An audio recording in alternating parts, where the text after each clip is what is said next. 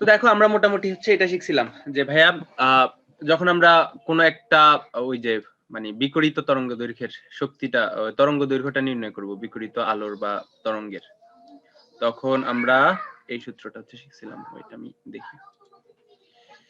ভাইয়া গান শোনা যাইতেছে, আজান দিচ্ছে, আজান আজান দিচ্ছে। ও আচ্ছা, গান শোনা যাইতেছে, তোমার নেটের সমস্যা। এই আমার কথা স্পষ্ট তো নাকি? হ্যালো, আচ্ছা, আমার কথা স্পষ্ট হইলে হইছে? জি ভাইয়া। আচ্ছা ঠিক আছে। আমি দেখলাম আমার খাগড়াছড়ির যে ওয়াইফাইটা আছে ওটা ঢাকার চেয়ে বেটার। তো ঢাকাতে আমার যে ওয়াইফাই কানেকশনটা ছিল সেখানে আমার ইউটিউবে একটা ভিডিও আপলোড দিতে লাগতো আধা ঘন্টার মতো। তো খাগড়াছড়িতে আমি কালকে সেম ভিডিও হচ্ছে একটা আপলোড দিয়েছি, 1 মিনিট আপলোড হয়ে গেছে। তো ঢাকায় হচ্ছে চোর সামসার থাকে এগুলা, খুবই বাজে অবস্থা। আসো আমরা হচ্ছে পড়াশোনায় ঢুকি। তো দেখো আমরা কি দেখছিলাম বলতো? আমরা দেখছিলাম হচ্ছে এরকম ছিল, এটা হচ্ছে ধরো কোন একটা পরমাণুর হাইড্রোজেন পরমাণু বা একটা ইলেকট্রন বিশিষ্ট কোন একটা পরমাণুর নিউক্লিয়াস, তার চারপাশে বিভিন্ন শক্তি স্তর থাকে। ধরলাম এটা হচ্ছে প্রথম শক্তি স্তর, এটা হচ্ছে ভাইয়া দ্বিতীয় শক্তি স্তর, এটা হচ্ছে কত তৃতীয় শক্তি স্তর, এটা হচ্ছে চতুর্থ শক্তি স্তর, এটা হচ্ছে কি বলতো পঞ্চম শক্তি স্তর, তারপর এটা হচ্ছে কি বলতো ষষ্ঠ শক্তি স্তর। এভাবে হচ্ছে ইনফিনিটি পর্যন্ত কি থাকতে পারে বলতো? ইনফিনিটি পর্যন্ত শক্তি স্তর থাকতে পারে।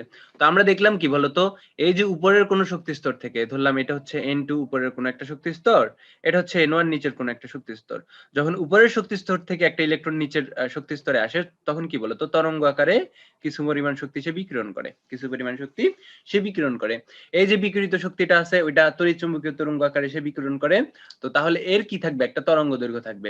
ওই তরঙ্গ দৈর্ঘ্যটা নির্ণয় করার জন্য আমরা কি পেয়েছিলাম বলতো? একটা সূত্র পাইছিলাম এবং এটা আমরা প্রুফ করে দেখছি যে ভাইয়া এই তরঙ্গ দৈর্ঘ্যের তরঙ্গ যদি হয় তরঙ্গ দৈর্ঘ্য যদি হয় ল্যামডা, তাহলে 1/λ ইকুয়াল টু আমরা কি পেয়েছি? RH বা রিডবার্গ ধ্রুবক ইনটু কি বলতো 1/n1 square minus 1/n2 square. n2 কি বলতো ভাইয়া? n2 হচ্ছে উৎস যেখান থেকে ইলেকট্রনটা আসে। n1 কি বলতো? যেখানে যায়, এটা হচ্ছে কি গন্তব্য, আলটিমেটলি যেখানে যাচ্ছে।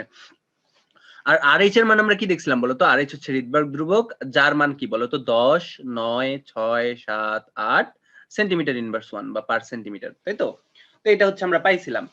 তো দেখো এভাবে আমরা কি বলতো যে কোনো শক্তি স্তর থেকে যে কোনো শক্তি স্তরে গেলে আমরা যে বিকিরিত তরঙ্গগুলা আছে ওইগুলার কি তরঙ্গ দৈর্ঘ্য নির্ণয় করতে পারি। এবং আমরা গতকালকে হচ্ছে ওই যে তরঙ্গ দৈর্ঘ্যের রেঞ্জ অনুসারে সেটা কি বর্ণের হবে ওইটাও কিন্তু আমরা দেখছি। ওইটাও কিন্তু কি আমরা দেখছি যে ভাইয়া যদি কি হয় বলতো, যদি হচ্ছে 380 থেকে 780 ন্যানোমিটারের মধ্যে হয় তাহলে আমরা বলতে পারি এটা হচ্ছে কি বলতো, এটা হচ্ছে ভিজিবল রে। তারপরে আবার এই 380 থেকে 780 পর্যন্ত আমরা ভাগ দেখছি বিভিন্ন। তো এই ভাগগুলা কি বলতো 7টা বর্ণের, বিভিন্ন বর্ণের, এগুলো আমরা দেখছি। তো এখন হচ্ছে আমরা একটু ডিপে যাব। এখন আমরা কি দেখবো বলতো? একটু ডিপে যাব। তো ধরো এই সব আমি হচ্ছে মুছে ফেললাম, এগুলা না, এইগুলা মুছতেছে কেন? 6, 7, 8 সেন্টিমিটার ইনভার্স 1। তো আমি যেটা মুছবো সেটা হচ্ছে ভাই এই জিনিসগুলো হচ্ছে মুছবো। ধরো এটা হচ্ছে একটা হাইড্রোজেন পরমাণু, এটা হচ্ছে হাইড্রোজেন পরমাণু, কেমন? এটা হচ্ছে একটা হাইড্রোজেন পরমাণু যার এটা হচ্ছে প্রথম শক্তি স্তর, এটা হচ্ছে কি 1 নাম্বার শক্তি স্তর, এটা হচ্ছে 2 নাম্বার শক্তি স্তর, এটা 3 নাম্বার শক্তি স্তর, এটা 4 নাম্বার শক্তি স্তর, এটা 5, এটা 6, এভাবে আরো অসীম পর্যন্ত ইনফিনিটি পর্যন্ত শক্তি স্তর আছে। আমরা কি জানি প্রত্যেকটা পরমাণুতে অসীম পর্যন্ত হচ্ছে শক্তি স্তর থাকতে পারে, অসীম পর্যন্ত হচ্ছে শক্তি স্তর থাকতে পারে। এখন দেখো আমরা চিন্তা করলাম যে ভাইয়া একটা ইলেকট্রন উপরের শক্তি স্তর থেকে 1 নাম্বার শক্তি স্তরে আসছে। উপরের শক্তি স্তর থেকে কোথায় আসছে? 1 নাম্বার শক্তি স্তরে আসছে। এখন এই যে 1 নাম্বার শক্তি স্তরে আসলো, এটা কি 2 নাম্বার শক্তি স্তর থেকে 1 নাম্বার শক্তি স্তরে আসতে পারে না? বলো তো। জি ভাইয়া পারে। আবার দেখো তো 3 নাম্বার শক্তি স্তর থেকে 1 নাম্বার শক্তি স্তরে আসতে পারে না? পারে। আবার 4 নাম্বার শক্তি স্তর থেকে 1 নাম্বার শক্তি স্তরে আসতে পারে না? জি ভাইয়া পারে। পারে। এখন দেখো 2 নাম্বার শক্তি স্তর থেকে 1 নাম্বার শক্তি স্তরে আসলে যে পরিমাণ শক্তি সে বিকিরণ করবে ওইটা কি 2 নাম্বার শক্তি স্তর থেকে 1 নাম্বার শক্তি স্তরে আসলে কি সেম পরিমাণ শক্তি সে বিকিরণ করবে? এই বিকিরিত শক্তির মানে পার্থক্য হবে না? জি ভাইয়া হবে। এখন বিকিরিত শক্তির মানে যদি পার্থক্য হয় তাহলে যে বিকিরিত শক্তি তরঙ্গগুলো আছে ওই তরঙ্গগুলোর তরঙ্গ দৈর্ঘ্য পার্থক্য হবে না?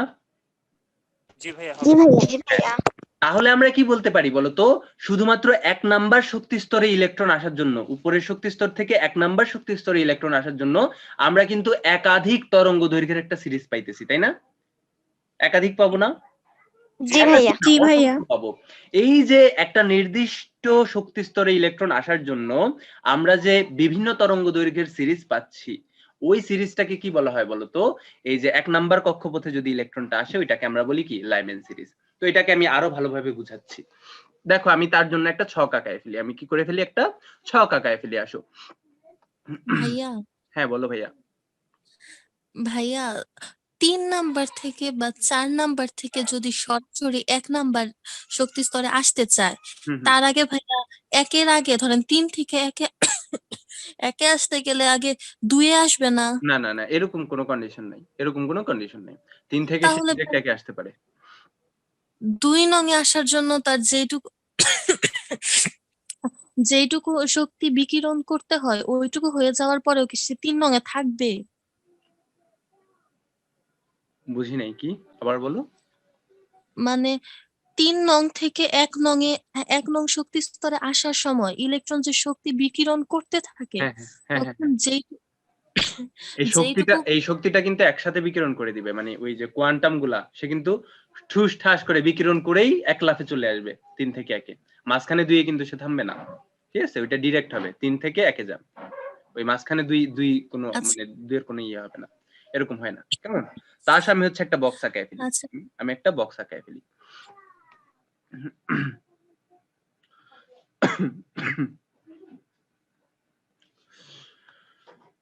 তো তোমরা আমার সাথে সাথে বক্সটা আঁকায় ফেলো, দেখবে হচ্ছে তোমাদের বুঝতে সুবিধা হচ্ছে।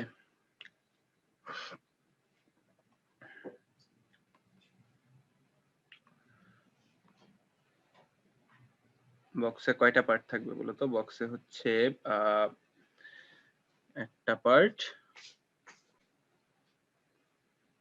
তারপরে হচ্ছে 2 নাম্বার পার্ট,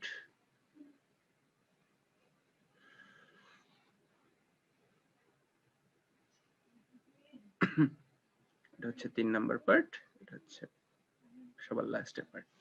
এখন দেখো এটা হচ্ছে সিরিজ দিলাম আমি, এটার নাম দিলাম হচ্ছে সিরিজ। এটা দিলাম হচ্ছে আমি মনে করো N2, সে হচ্ছে N2 থেকে কোথায় যায়? ইলেকট্রনটা হচ্ছে N2 থেকে N1 এ যায়, বা N2 শক্তি স্তর থেকে সে হচ্ছে N1 শক্তি স্তরে যাবে। এবং এখানে হচ্ছে বর্ণালী। আচ্ছা এখানে হচ্ছে ওকে, আরো একটা লাইন করা লাগবে।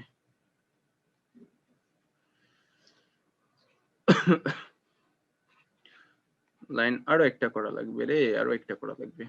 ওকে ওকে।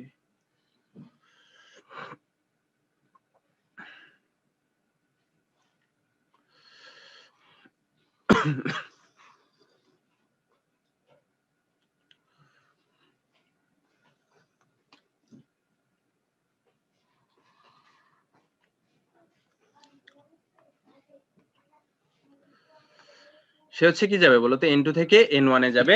N1 এ যাওয়ার জন্য আমরা কি পাবো? বিভিন্ন তরঙ্গ দৈর্ঘ্যের সিরিজ পাবো। এই যে তরঙ্গ দৈর্ঘ্য লিখলাম। এবার সবার শেষ হচ্ছে আমরা বর্ণ দিয়ে হচ্ছে একটা দিলাম, যে বিপরীত যে আলোক রশ্মিগুলো আছে ওগুলার বর্ণ কি হবে। আচ্ছা দেখো ফার্স্টে আসি যে ভাইয়া এরকম হইতে পারে যে ইলেকট্রনটা কোথায় আসতেছে। আমরা প্রথমে যেটা দেখলাম যে ভাইয়া এই ইলেকট্রনটা কি উপরের শক্তি স্তর থেকে 1 নাম্বার শক্তি স্তরে আসতেছে। এখন উপরের শক্তি স্তর থেকে 1 নাম্বার শক্তি স্তরে যদি আসে তাহলে N1 এর মান কি হবে বলতো? অলওয়েজ 1 হবে। N1 এর মান কি হবে বলতো? অলওয়েজ 1 হবে। এখন দেখো 1 নাম্বার শক্তি স্তরে যে আসবে সেটা কয় নাম্বার শক্তি স্তর থেকে আসতে পারে? 2 নাম্বার শক্তি স্তর থেকে আসতে পারে না? জি ভাইয়া পারে। হ্যাঁ, এখন তোমরা যদি হচ্ছে ক্যালকুলেশন করো ভাইয়া, কোন একটা ইলেকট্রন যদি 2 নাম্বার শক্তি স্তর থেকে 1 নাম্বার শক্তি স্তরে আসে তাহলে ওই যে বিকিরিত তরঙ্গটা তার তরঙ্গ দৈর্ঘ্যের মান কত হবে? তোমরা যদি এই সূত্র দিয়ে হচ্ছে ক্যালকুলেশন করো তাহলে তোমরা এখন দেখতে পারো, ক্যালকুলেশন করে তোমরা যে মানটা পাবা সেটা হচ্ছে 122 ন্যানোমিটার। ঠিক আছে? কত পাবা বলো তো? 122 ন্যানোমিটার পাবা। তোমরা ক্যালকুলেটর চেপে এই জিনিসটা হচ্ছে শিওর হইতে পারো। আছে ক্যালকুলেটরের সাথে?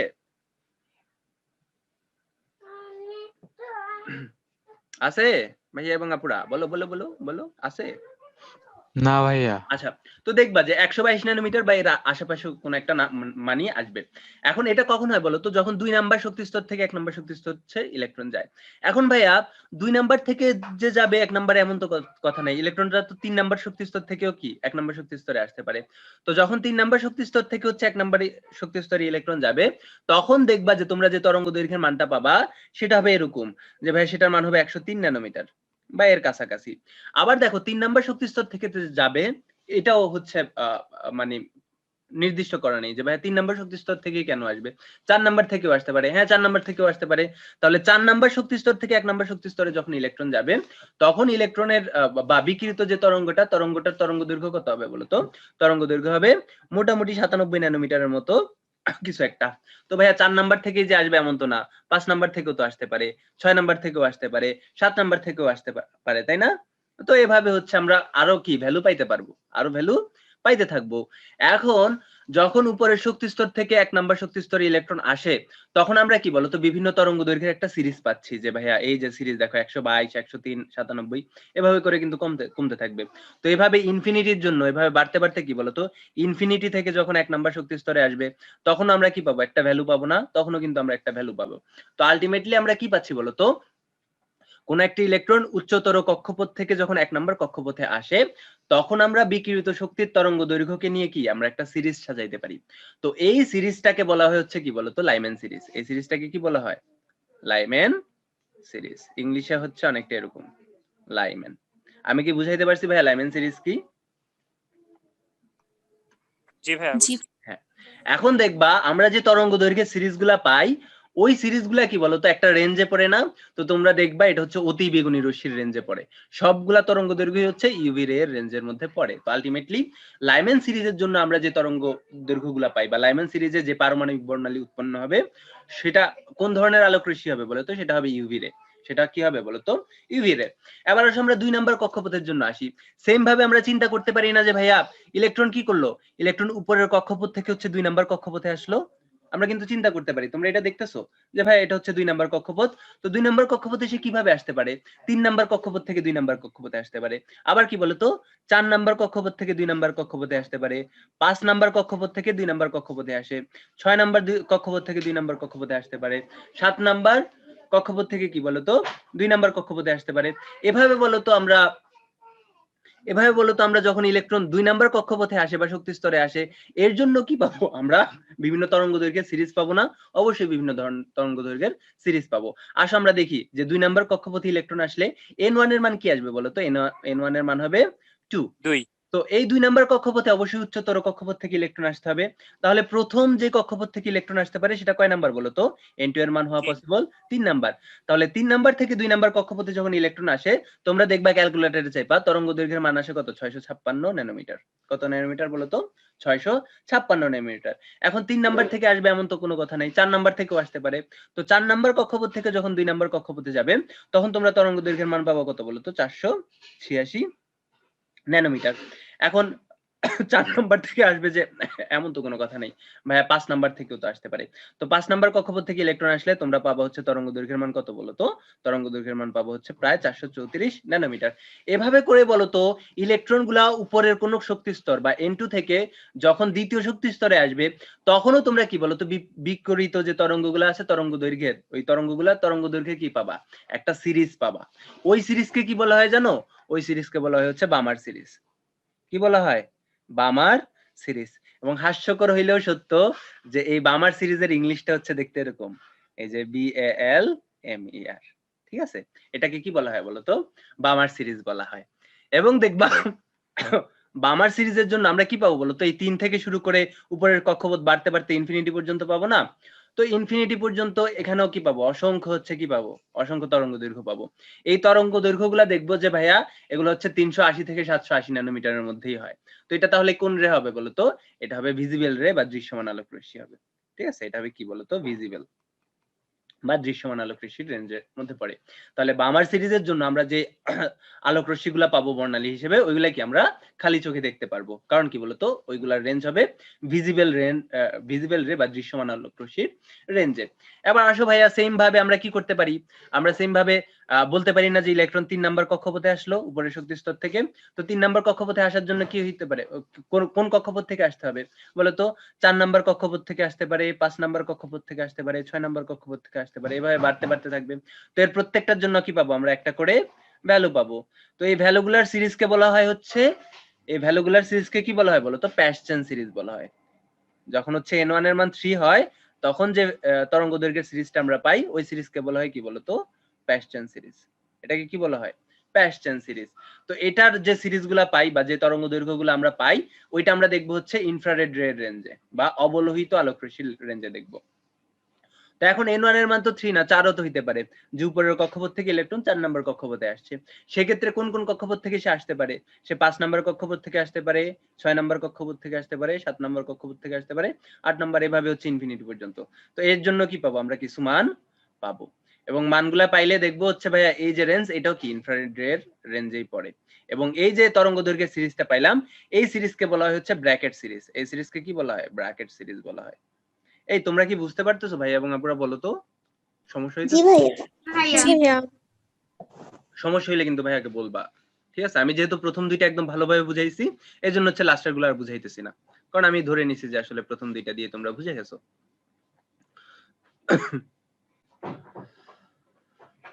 তো এবার দেখো আমরা কি ধরছি বলতো? আমরা ধরছি হচ্ছে 4 নাম্বার কক্ষপথে ইলেকট্রন আসে। যে ভাই 4 নাম্বার কক্ষপথে যে ইলেকট্রন আসবে এমন তো কথা না, 5 নাম্বার কক্ষপথে হতে কি ইলেকট্রন আসবে। এখন 5 নাম্বার কক্ষপথে ইলেকট্রন আসতে হলে কোন কক্ষপথ থেকে আসতে হবে বলতো? 5 এর চেয়ে বেশি নাম্বার বিশিষ্ট কক্ষপথ থেকে।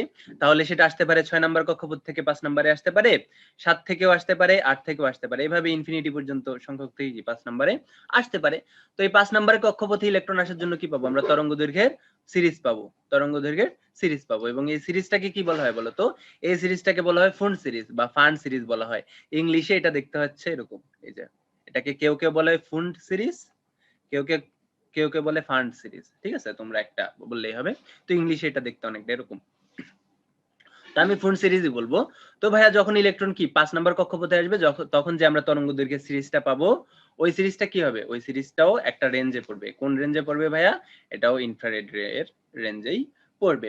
তো এইভাবে করে 6 নাম্বারের জন্য একটা পাওয়া যাবে, ওইটাকে হামফ্রেজ বলা হয়। তো ওইটা সব বইতে নাই, তো কিছু কিছু বইতে হয়তো দেওয়া আছে। তো 6 এর জন্য হ্যাঁ বলো ভাই। এই সিরিজ গুলার নাম কি বিজ্ঞানী নাম অনুসারে দেওয়া হয়েছে?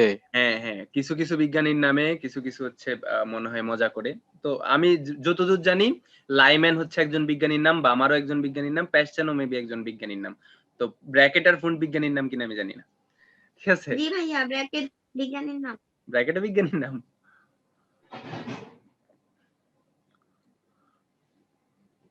এখন দেখো তো ভাইয়া, আমি যদি তোমাদের জিজ্ঞেস করি বামার সিরিজের প্রথম তরঙ্গ দৈর্ঘ্য কোনটা, তোমরা কি বলবা? 656 ন্যানোমিটার না? জি ভাইয়া। এটাকে জি বলা ভাইয়া। হয় বামার সিরিজের প্রথম লাইনও বলা হয়। এটাকে কি বলা হয়? বামার সিরিজের প্রথম লাইনও বলা হয়। তাহলে বামার সিরিজের দ্বিতীয় লাইন কোনটা হবে? 486 ন্যানোমিটার। 486। হ্যাঁ, এখন বলো তো ব্রামার সিরিজের দ্বিতীয় লাইনটা আমরা কখন পাচ্ছি? যখন ইলেকট্রন 4 থেকে 2 এ আসতেছে, তাই না? জি ভাইয়া। আচ্ছা, তাহলে প্যাসচেন সিরিজের তৃতীয় লাইন কি হবে বলো তো? 6 থেকে 3 এ আসবে। 5 থেকে 3-এ। 6 থেকে 3 এ তৃতীয় লাইন। ও তৃতীয়, ও হ্যাঁ, 5 হ্যাঁ, তাহলে 3 + 3 হবে। তো এই জিনিসগুলো হচ্ছে দেখবা কোশ্চেনে আসে। তো আমি এখন ম্যাথ করা শুরু করব। তো তোমরা এতটুকু মোটামুটি ভাবে বুঝছো ভাইয়া এই যে সিরিজগুলো আমরা কাকে বলতেছি? জি ভাইয়া, অবশ্যই। ভাইয়া যখন বাইরের কক্ষপথ থেকে আসে আর আস্তে আস্তে তো তরঙ্গ দৈর্ঘ্যের মানগুলো বাড়ে, তার মানে কি কম্পাঙ্ক, তরঙ্গ দৈর্ঘ্যের মান তো কমে, তার মানে কি তাহলে কম্পাঙ্ক বেড়ে যায়? হ্যাঁ হ্যাঁ হ্যাঁ, কম্পাঙ্ক আর বেড়ে যায়। একটা তাহলে সেম থাকে, কি সেম থাকে? বেগ, ভেলোসিটি। বেগ অলওয়েজ কনস্ট্যান্ট। আলোর বেগে বেগ অলওয়েজ কনস্ট্যান্ট, সি আলোর বেগে আসে। তড়িৎ চুম্বকীয় তরঙ্গ আলোর বেগে যায় সব সময়, ঠিক আছে? তড়িৎ চুম্বকীয় তরঙ্গের বেগ আলোর বেগের সমান, ঠিক আছে? জি ভাইয়া। আচ্ছা, বেগ হচ্ছে অলওয়েজ কনস্ট্যান্ট। তো আসো আমরা তাহলে ম্যাথ করে ফেলি। তো প্রথম যে ম্যাথটা সেটা হচ্ছে বামার সিরিজের তৃতীয় লাইন বা তৃতীয় তরঙ্গ দৈর্ঘ্যের মান কত, এটি কি বর্ণের বর্ণালী দিবে, ঠিক আছে? এখন দেখো বামার সিরিজের তৃতীয় লাইন বা তরঙ্গ দৈর্ঘ্যের মান কত, বা তৃতীয় লাইন বা তৃতীয় তরঙ্গ দৈর্ঘ্যের মান কত। এখন বামার সিরিজ আমরা কখন পাই? যখন n1 এর মান কত হয় বলো তো? 2। n1 এর মান হয় 2। তাহলে বামার সিরিজের তৃতীয় তরঙ্গ দৈর্ঘ্যটা আমরা কখন পাবো? যখন n2 এর মান কি বলো তো? 2 Five. + 3 তার মানে কত? 5। এই জিনিসটা বুঝতে পারছো? জি জি ভাইয়া জি ভাইয়া। আচ্ছা, ভেরি গুড। তাহলে বলো তরঙ্গ দৈর্ঘ্য আমরা কিভাবে বের করি? 1/λ = কত? RH into 1/n1 1/n1 square minus 1/n2 square. 1/n1 square minus 1/n2 square বসায় দাও ভাইয়া। এই যে RH এর মান সেটা কত?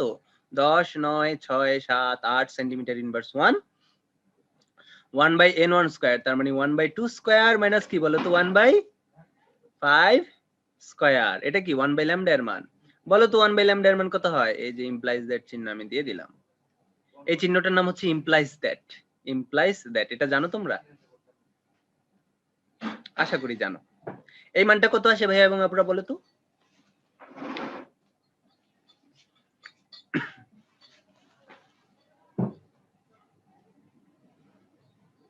এই কত আসে?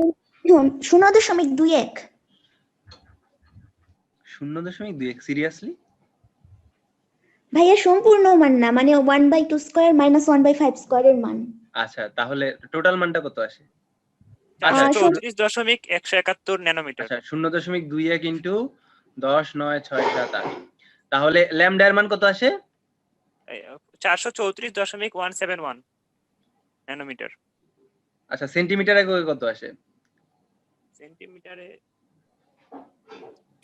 4.34 into -5 10 to the power -5 centimetre. তাহলে এই সেন্টিমিটারকে হচ্ছে আমরা ন্যানোমিটারে কিভাবে নিই? আমরা জানি 1 সেন্টিমিটার সমান 10 to the power 7 nanometre. 1 centimetre কত? 10 টু দি পাওয়ার 7 ন্যানোমিটার। তাহলে কত হয় বলো তো? 434 ন্যানোমিটার হয়। তো দেখবা এই জিনিসটাই হচ্ছে আমি লিখছি কিন্তু। এই বামার সিরিজের তৃতীয় তরঙ্গ দৈর্ঘ্য কত? 434 ন্যানোমিটার। ঠিক আছে? আচ্ছা, জি ভাই। তাহলে বলো তো এখন আমরা পেয়ে গেছি যে বামার সিরিজের তৃতীয় লাইন বা তৃতীয় তরঙ্গ দৈর্ঘ্যের মান কত? 434 ন্যানোমিটার। কেউ কি আমাকে বলতে পারবা এটা কোন বর্ণের হবে? এটা কোন বর্ণের হবে? এটা হবে কত? 425 থেকে আসমানি। 450 নীল, তাই না? আসমানি। এই নীল নীল, নীল নীল নীল, এটা নীল। আমরা কি জানি? নীল। হ্যাঁ, গত ক্লাসে দেখলাম না নীল হচ্ছে কত? 425 থেকে 450। ঠিক আছে? 425 থেকে 450। তাহলে এটা কি হবে? সুতরাং এই যে এটার বর্ণ কি হবে? এই যে বর্ণালীটির বর্ণ কি হবে? বর্ণ নীল হবে। বর্ণ নীল হবে। ঠিক আছে? এটা বুঝতে পারছো? ভাইয়া জি ভাইয়া। জয়নাল আবেদিন স্যারের বইয়ে এইটা আবার বেগুনিতে দেওয়া। হ্যাঁ, শোনো, আমি এটার কথাই বলতেছিলাম। শুধুমাত্র জয়নাল আবেদিন স্যারের বইতে না, সঞ্জিত কুমার গুহ স্যারের যে আপডেটেড বইটা ওইটা তো এটা বেগুনি দেওয়া। বুঝছো? আমি তোমাদের গত ক্লাসে যেটা পড়াইছি, দেখো গত ক্লাসে আমি এটা পড়াইছি, যে রেঞ্জটা পড়াইছিলাম, এই যে রেঞ্জটা পড়াইছি ভাইয়া, এটা হচ্ছে তোমাদের আগের ইয়ার থেকে পিছনের যতগুলা ইয়ার আছে সবগুলাতে এই রেঞ্জটাই দেওয়া। এবং তোমাদের বর্তমান ইয়ারের হাজারিনাক স্যার বই, আরো কি লিঙ্কন স্যারের বই, তাদের বইতে হচ্ছে কি দেওয়া? এই রেঞ্জটাই দেওয়া।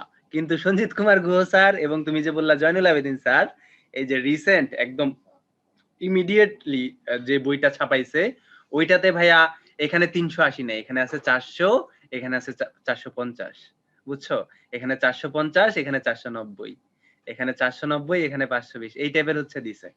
তো এই জন্য এইটার কথাই আমি বলতেছিলাম, এটার জন্য হচ্ছে ভয় পাইতেছিলাম। তো তোমরা আমাকে আশ্বস্ত করছো যে ভাই হাজারিনাক স্যারের বই আগেরটা ইউজ করছে, এজন্য আমিও আগেরটা ইউজ করতেছি। কেমন?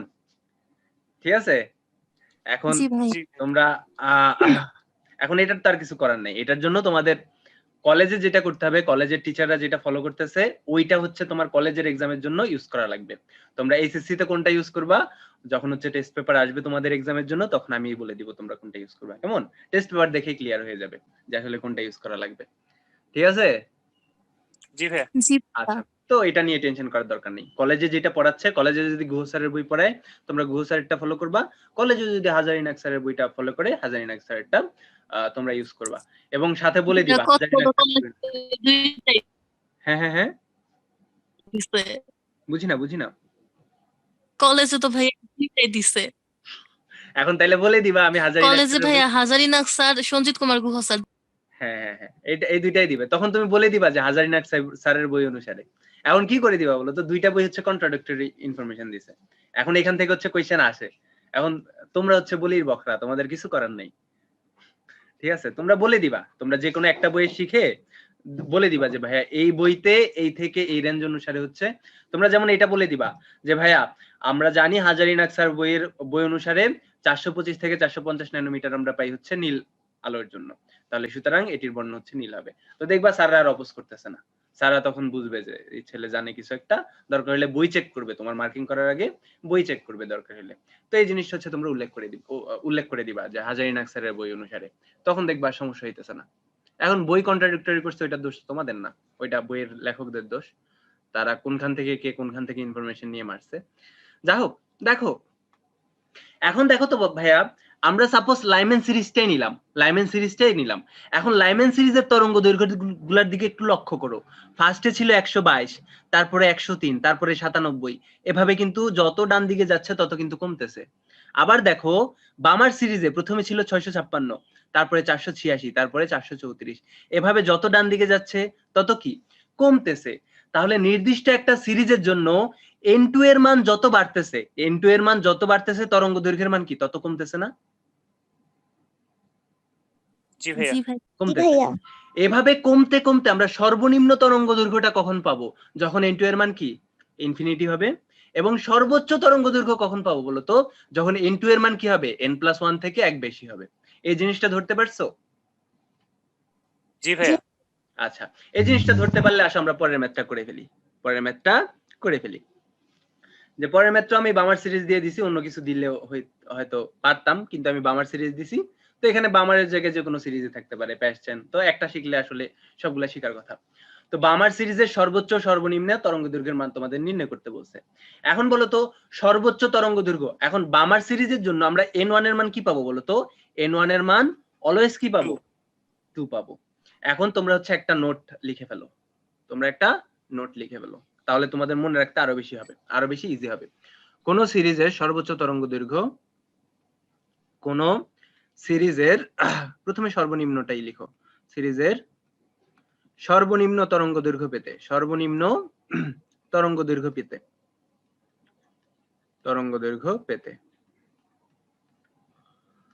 পেতে n2 কি হবে বলতো? ইনফিনিটি হবে। n2 ইনফিনিটি হবে। আবার এটা হচ্ছে 1 নাম্বার কথা। 2 নাম্বার কথা হচ্ছে সর্বোচ্চ তরঙ্গ দৈর্ঘ্য পেতে, এটা কিন্তু আমরা উপরের পর্যবেক্ষণ থেকেই বুঝতেছি, ঠিক না?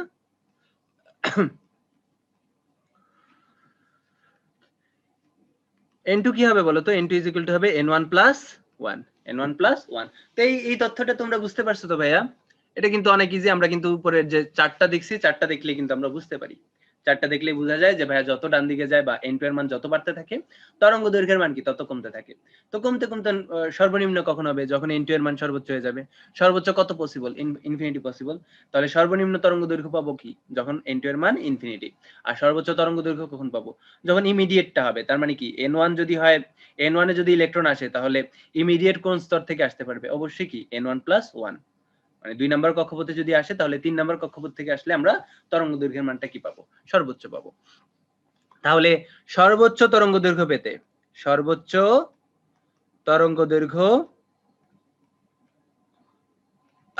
পেতে n2 কি হবে বলতো? n2 হবে n1+1 সমান কত বলতো? 2+1 সমান কি 3। সুতরাং সর্বোচ্চ তরঙ্গ দৈর্ঘ্যকে যদি আমরা হচ্ছে ল্যামডা ম্যাক্স দিয়ে প্রকাশ করি তাহলে 1/λ max কি হবে?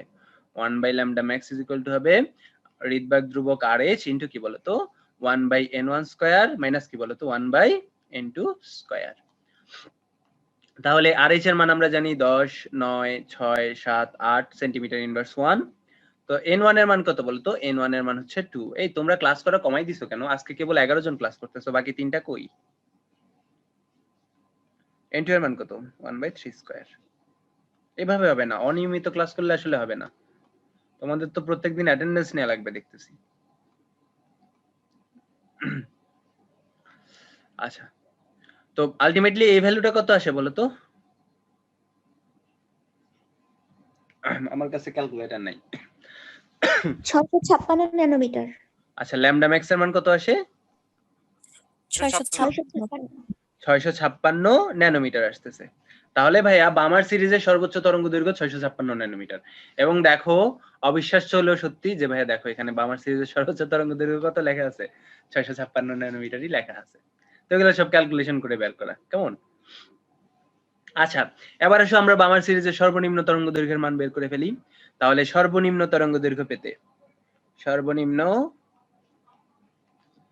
তরঙ্গ দৈর্ঘ্য পেতে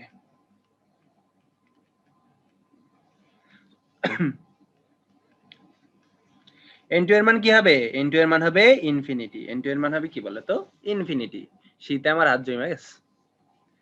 তাহলে সুতরাং আমরা যদি বলি ল্যামডা মিন, মিনিমামকে যদি আমরা মিন দিয়ে প্রকাশ করি, ইকুয়াল টু কি হবে বলতো? RH ঋৎবিক ধ্রুবক ইনটু কি বলতো? 1/n1 square minus 1/n2 square. তাহলে ঋৎবিক ধ্রুবক RH এর মান হচ্ছে 10, 9, 6, 7, 8 1/n1 স্কয়ার মানে কি 1/2 স্কয়ার মাইনাস 1/ইনফিনিটি স্কয়ার। ভাইয়া 1/ইনফিনিটি এর মান আমরা কি লিখতে পারি? 0 লিখতে পারি। তাহলে 1/ইনফিনিটি স্কয়ার সমান কি লিখতে পারি বলো তো? 0ই বলতে পারি। ঠিক আছে, তাহলে এই মানটা হয়ে যাবে কত? 0।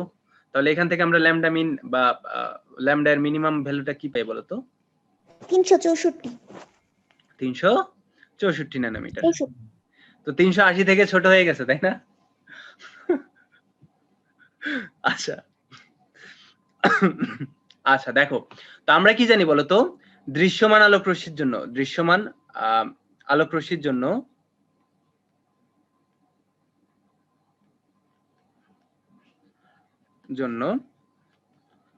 ল্যামডা রেঞ্জ কি? ল্যামডা রেঞ্জ হচ্ছে 380 থেকে 780 ন্যানোমিটার।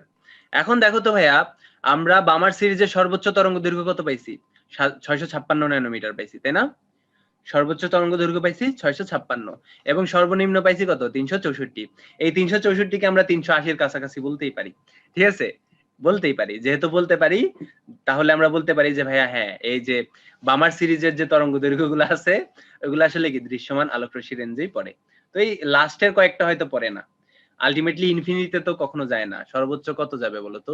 এই যে 1000, 2000 তম শক্তি স্তর থেকে হয়তো আসবে। তো ইনফিনিটিতে তো আলটিমেটলি কখনোই যাবে না। এইজন্য আমরা বলতে পারি যে ভাইয়া দৃশ্যমান আলোক রশ্মির জন্য তরঙ্গ দৈর্ঘ্যের যে রেঞ্জ, সেই রেঞ্জের মধ্যেই আসলে কি আমরা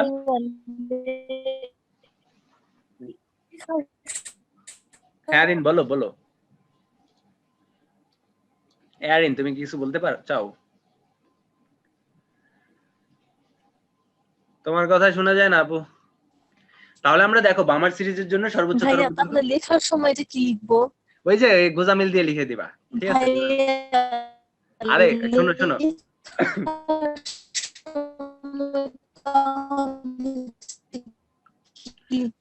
সময় বলে দিবা যে 364 ন্যানোমিটার 380 ন্যানোমিটারের খুব কাছাকাছি। ঠিক আছে, এটা লিখে দিলেই হবে। কেমন? এটা লিখে দিলেই হবে। চিন্তা করেন আমরা গোজামিলের মধ্যে এক্সপার্ট। হ্যাঁ হ্যাঁ, তো 364 ন্যানোমিটার হচ্ছে 380 মধ্যে। মানে টিচাররা চাই তোমরা একটু গোজামিল দাও। ঠিক আছে, টিচাররা চাই, নইলে এই ধরনের কোশ্চেন কিন্তু কোনো টিচার করতো না যে এই রেঞ্জে পড়ে। এটা কিন্তু বোর্ডে আসা কোশ্চেন একটা, যে বামার সিরিজের সর্বোচ্চ সর্বনিম্ন তরঙ্গ দৈর্ঘ্যের মান নির্ণয় করে দেখাও যে এই সিরিজে কেবল দৃশ্যমান বর্ণালী পাওয়া যায়। তো ভাইয়া যখন ম্যাথটা করছি তখনও ভাইয়ার কিন্তু টাস্কি হয়ে গেছে, ভাইয়া 364 ন্যানোমিটার, এটা তো 380 চেয়ে কম হয়ে যায়। তো তখন আমিও গোজামিল দিছিলাম যে 364 ন্যানোমিটার 380 ন্যানোমিটারের কাছাকাছি, এবং পরীক্ষার খাতা দেখে আমি টাস্কি খেয়ে গেছি, আমার 4-4ই দিছিল। ঠিক আছে, তো তোমরা ভয় পেও না। তো এই ছিল মোটামুটি আমাদের পারমাণবিক বর্ণালীর সব ম্যাথ। তো পারমাণবিক বর্ণালীর এই ম্যাথ গুলা তোমরা করতে পারবে না ভাইয়া এবং আপুরা, বলো তো? জি ভাইয়া। সব ম্যাথই জি পারবে? ভাইয়া। সব ম্যাথই পারবে ইনশাআল্লাহ। তাহলে কয়টা বাজছে? ও এখনো তো আধা ঘন্টাও হয় নাই, আমরা হচ্ছে পারমাণবিক বর্ণালী শেষ করে ফেলছি। তো এখন কি পড়া যায় বলো তো? এখন আসো আমরা চোর ধরি। এখন আমরা চলো চোর ধরি। তো এক চোরে কি করছে? একজন চোর ধরলাম, চোরটার নাম হচ্ছে কাইফ। তো কাইফ চোরা কি করছে? সে হচ্ছে কয়েকটা নোট নিয়ে, বাংলাদেশি নোট নিয়ে হচ্ছে বিদেশে চালান দিবে। সে ওই লক্ষ লক্ষ বিলিয়ন বিলিয়ন ডলারের নোট, টাকার নোট নিয়ে সে হচ্ছে বিদেশে চালান দিবে।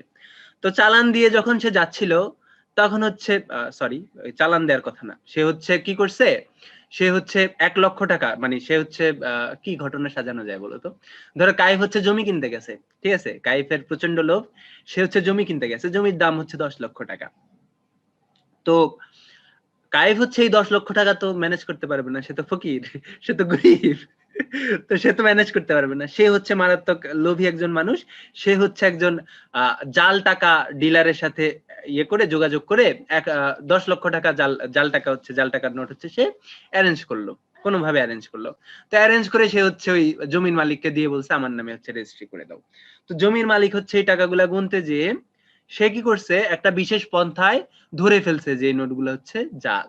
এখন এই বিশেষ পন্থাটা বা কিভাবে সে বুঝতে পারছে যে নোটগুলা জাল, ওইটা সম্পর্কে হচ্ছে আমরা কি করব, আমরা একটু পড়াশোনা করব, আমরা একটু পড়াশোনা করব। তো ভাইয়া দেখো, আমাদের সাপোজ এটা হচ্ছে একটা নোট, এটা কি বলতো, একটা নোট, এটা হচ্ছে মনে করো একটা নোট। এই নোটের ভাইয়া মধ্যে কি বলো, কত টাকার নোট? ধরো এটা হচ্ছে একটা 1000 টাকার নোট, কেমন? এটা হচ্ছে 1000 টাকার নোট। এখানে হচ্ছে আমাদের জাতির পিতার মাথা, ঠিক আছে? তো মনে করে এটা হচ্ছে আমাদের 1000 টাকার হচ্ছে নোট। তো এই 1000 টাকার নোট একটা আছে, তো এই নোটে এক্সট্রা একটা কালার ইউজ করা হয়, এক্সট্রা একটা কালার দিয়ে কিছু জিনিস লিখে দেওয়া হয়। তো ওই কালার গুলা হচ্ছে প্রচুর দামি কালার। তো ওই কালার গুলাকে বলা হয় ফ্লুরিসেন্ট কালার, ঠিক আছে? কি বলা হয় বলতো? ফ্লুরিসেন্ট কালার বলা হয়। এরকমই তো নাম ফ্লুরিসেন্ট। তো হ্যাঁ, তো এরকম ফ্লোরিসেন্ট, তো এরকম ফ্লোরিসেন্ট কালার হচ্ছে কালার দিয়ে কিছু জিনিস লিখে দেওয়া হয়। তো এই ফ্লুরিসেন্ট কালার যেগুলা দিয়ে হচ্ছে লেখা হয়, তো এগুলা হচ্ছে আমরা খালি চোখে দেখতে পারি না। এগুলা কি করে পারি না বলতো? এগুলো হচ্ছে আমরা খালি চোখে দেখতে পারি না। এই ফ্লুরিসেন্ট কালি যেগুলা, ওই কালিগুলা মেইনলি বানানো হয় হচ্ছে 2 ধরনের যৌগ দিয়ে। একটা হচ্ছে ইট্রিয়াম অক্সাইড, ঠিক আছে? একটা কি বলতো?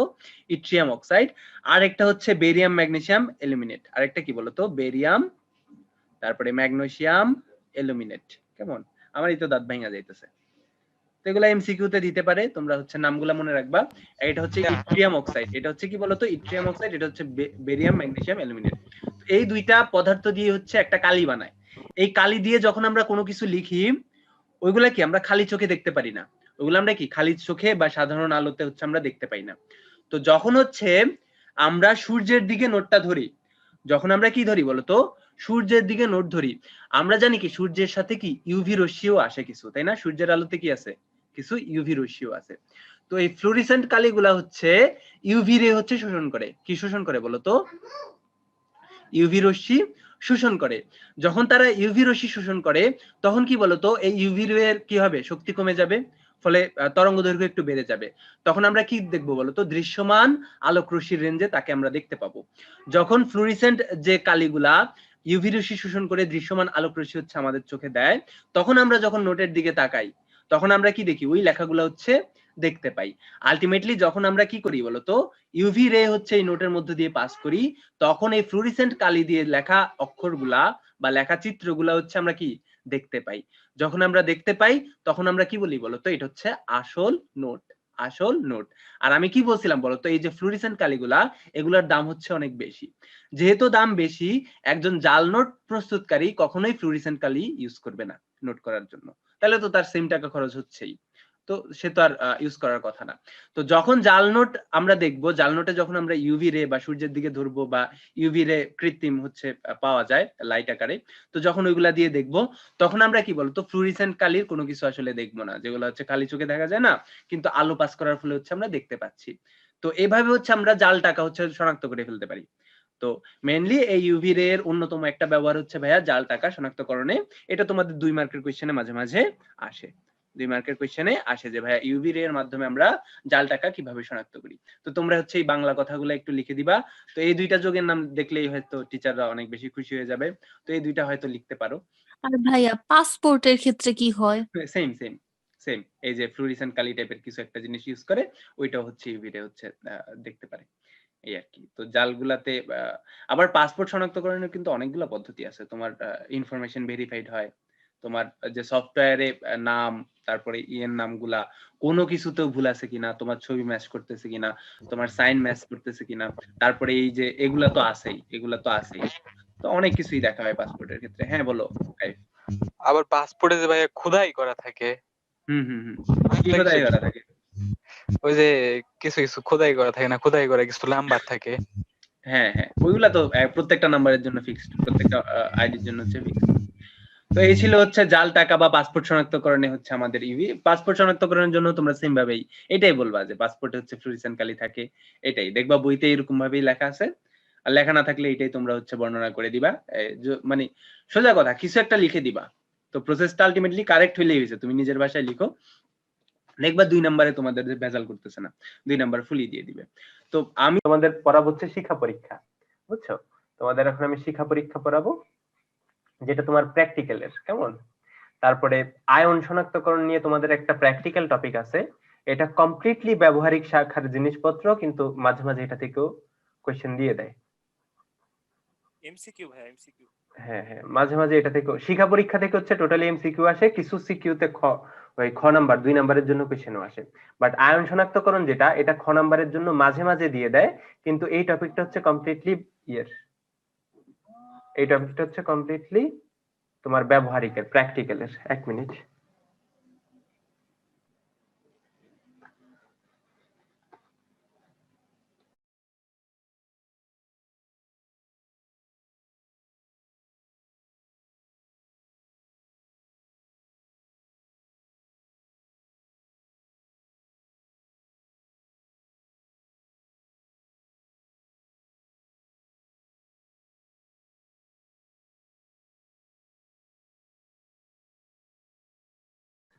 আচ্ছা, তাহলে এই আয়ন শনাক্তকরণ যেটা, সেটা মেইনলি ক্যাটায়ন আছে 7টা, অ্যানায়ন আছে 3টা, টোটাল 11টা পরীক্ষা। এবং যাদের হচ্ছে এসএসসি পরীক্ষা ভালোভাবে হয়, এই আয়ন শনাক্তকরণ করা ছাড়া কেউ আসলে প্র্যাকটিক্যালে পাশ করে আসতে পারে না, বুঝছো? এই জন্য তোমাদের থিওরি কোর্সে এটা আসলে পড়ানোই হয় না। এই যে আয়ন শনাক্তকরণ যেটা, ওই 10টা বিক্রিয়া তোমাদের শিখা লাগে। 7টা হচ্ছে ক্যাটায়ন শনাক্তকরণ, আর 3টা হচ্ছে অ্যানায়ন শনাক্তকরণ। তো আমিও আপাতত এটা পড়াবো না, পরে যদি তোমাদের সমস্যা হয় যে ভাইয়া বোঝা লাগবে, ধরো ল্যাপটপ করে এসে মারা খায় আমারে বললা যে ভাইয়া একটু বুঝাই দেন, তখন হয়তো বুঝাই দিব যে ল্যাবে কি কি হয়েছিল। তো মাঝে মাঝে এটা পরীক্ষা দেয়, তবে পরীক্ষায় আসার পরিমাণ কম, তবে শিখে রাখা ভালো, কারণ তোমার এটা লাগবেই। যেমন আমার ল্যাবে আসছিল হচ্ছে অ্যালুমিনিয়াম ক্লোরাইড শনাক্তকরণ, এবং এটা শনাক্তকরণ করা ওয়ান অফ দ্য হার্ডেস্ট, কেমন? এটা আমার ল্যাবে শনাক্তকরণ করে 25 মার্ক নিয়ে আসতে হয়েছিল।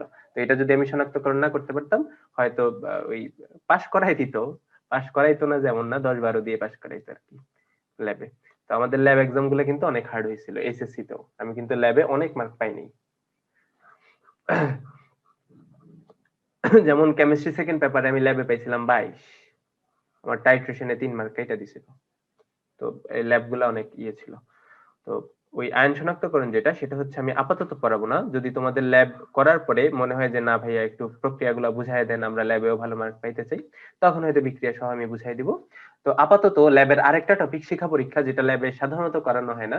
তো এই শিক্ষা পরীক্ষাটা হচ্ছে নিয়ে আমরা এখন আলোচনা করব। তো শিক্ষা পরীক্ষাটা অনেক সুন্দর একটা প্রক্রিয়া বা পরীক্ষা। তো এখানে কি করা হয় আমি একটু দেখি, যে প্রথমে একটা বুনসেন বার্নার নেওয়া হয়, এবং এই বুনসেন বার্নার যেটা নিব, সেটাতে যে শিখাটা উৎপন্ন হবে, সেই শিখাটাকে হইতে হবে জারণ শিখা। তো জারণ শিখার একটা বৈশিষ্ট্য আমি বলছিলাম যে ভাইয়া এখানে একটা ছোট্ট ফুটা থাকে, ওই ফুটা দিয়ে কি যায় বলতো? অক্সিজেন যায়, তাই না? অক্সিজেন যাওয়ার ফলে তার যে দহনটা বা ওই গ্যাসের দহনটা, ওইটা কিন্তু খুব ভালোভাবে হয়। তো খুব ভালোভাবে দহন হওয়ার কারণে তার কি তাপটা বেশি উৎপন্ন হয়, এবং কি উজ্জ্বলতাটা কম হয়, মানে অধিকাংশই কি তাপ শক্তিতে কনভার্ট হয়ে যায় আর কি। তো এই জন্য এটার আমরা বলতেছি জারণ শিখা বা অনুজ্জ্বল শিখা। এই জিনিসগুলো আমরা এটারে বলতেছি। তো আমরা যে বুনসেন বার্নার নিব, সেটাকে হইতে হবে কি বলতো? জারণ শিখা হইতে হবে, অবশ্যই কি হইতে হবে? জারণ শিখা হইতে হবে। আচ্ছা আনিকা, তুমি কোথাকার বলতো আনিকা? শেরপুরের। শেরপুরের। আচ্ছা, শেরপুর কলেজের? না, জামালপুর কলেজে।